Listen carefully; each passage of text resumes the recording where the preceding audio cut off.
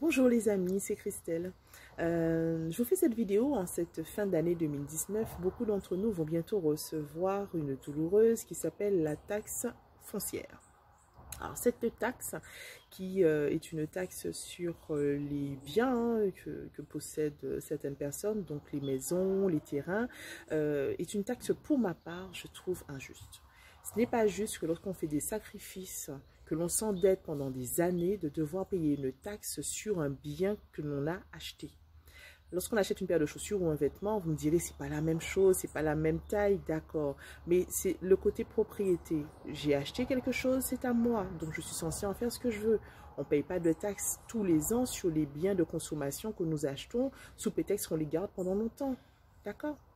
Donc, je ne vois pas pour quelle raison est-ce que l'on taxe les gens chaque année sur ce qu'ils ont acheté. Ça reste un achat ou une construction, peu importe, ça reste l'acquisition d'un bien. Voilà. Seconde chose que je voulais dire là-dessus, c'est que, pour rappel, hein, pour ceux qui ne le savent pas, la taxe d'habitation, elle est calculée sur la valeur locative de votre bien. C'est-à-dire que si votre bien avait été mis en location, il aurait du coup permis d'obtenir un gain. Et on estime ce gain sur une grille qui est obsolète. On estime ce gain et sur l'estimation de ce gain, bien on applique un pourcentage et ce pourcentage c'est la somme que vous allez finalement payer. Voilà. Cette taxe d'habitation, elle permet de financer les collectivités territoriales. Pour ma part, je pense que cette taxe devrait être supprimée, telle que à l'instar de la taxe d'habitation qui est en phase de disparaître, celle-ci aussi devrait disparaître. Je pense que la meilleure gestion des collectivités territoriales, ici comme ailleurs, sur le territoire français, serait plus simple si on partait, comme dans les entreprises privées, d'un objectif à atteindre. J'aimerais voir dans nos collectivités une gestion différente, que l'on puisse avoir des élus qui regroupent la population dans des réunions peut-être mensuelles, pourquoi pas, pour déterminer avec la population ce qu'elle souhaite. C'est-à-dire que la population dira, ben, nous on veut ci, on veut ça, on veut ça. Et donc ce seraient les objectifs. Ensuite, pour atteindre ces objectifs, eh bien il y a tout un chemin, mais on va planifier les choses, budgétiser également le travail qu'a demandé la population, budgétiser les frais de fonctionnement de la collectivité, prévoir une petite enveloppe pour les au cas où il y a toujours quelque chose qui se passe, on n'est pas maître de l'avenir en soi, et dire à la population par rapport à l'ensemble de ce que vous avez demandé, par rapport à l'ensemble des charges qui pèsent sur la collectivité territoriale, nous avons donc besoin pour l'année à venir de tant de millions d'euros de recettes.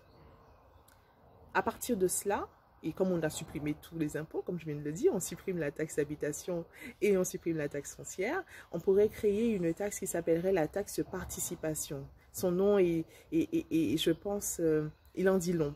Ça veut dire que cette taxe, eh bien, elle permettrait en fait de financer à partir de ce qui a été budgétisé par la collectivité territoriale, tous les projets qui ont été validés par la population elle-même.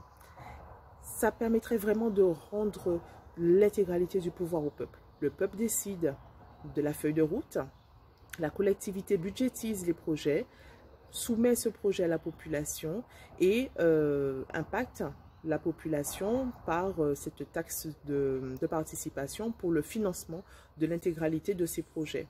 Ça permettrait de savoir où va notre argent réellement.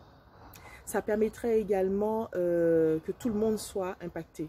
Parce que ce n'est pas, je trouve, juste que le service public soit à la disposition de toute la population, mais que toute la population ne participe pas à l'effort financier qui est nécessaire pour le financement du service public. Alors, n'ayez pas peur, ce n'est pas parce que je dis que tous les foyers fiscaux devraient être imposés par cette taxe de participation il faut s'imaginer tout de suite que ce seront des sommes qui ne seront pas accessibles, qui seront phénoménales, pas du tout. Je pense qu'on devrait avoir un impôt qui soit progressif, c'est-à-dire calculé sur la base des revenus des personnes et non pas un impôt non progressif qui impacte de façon identique tous les portefeuilles. Pour exemple d'un impôt non progressif, je vais vous prendre l'exemple de la TVA, qui est un impôt non progressif, c'est-à-dire que quand vous achetez votre baguette de pain, il y a 2,10% de TVA sur votre baguette. Qu'est-ce que qu'importe vos revenus, que vous touchez 5 000 € tous les mois ou que vous touchez 500 € tous les mois, vous allez payer la baguette au même prix. C'est une taxe qui ne fait aucune différence entre votre pouvoir d'achat.